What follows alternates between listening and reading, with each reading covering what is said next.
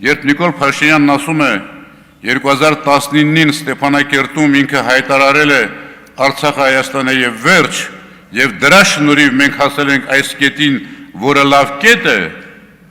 այլ բան չես կարող մտածել։ Որն է այս լավ կետը։ Արցախը չկա,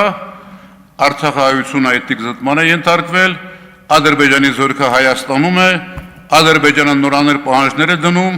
Թուրքիան հարաբերությունները պայմանավորում է Ադրբեջանի շահերով եւ բնականաբար իր աշխարհակաղակական նպատակադրումներով։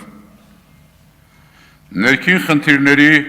ժողովրդավարության հետ ընթացի բռնաճնշումների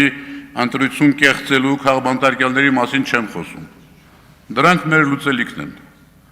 Բայց Բաքվի բանտում 3 տարի պահվող Արցախի ռազմաքաղաքական ղեկավարության արկայությամբ խոսել ինքնիշխանության եւ խաղաղության մասին ստորացվածի անբարոյականություն է։ Մեր գլխավոր օրակարգը ոչ թե ԿՊ-ի հռչակածն է, այլ ստորացվածի ենթարկվողի վիճակից դուրս գալը, ինքնուրույն քաղաքականություն վարելը, տարածաշրջանում գործոնի վերածվելը։ Իրոք ինքնիշխան լինելը, ինչպիսին եղել ենք։ Մենք ենք որոշում մեր ճակատագիրը, թե ուրիշները։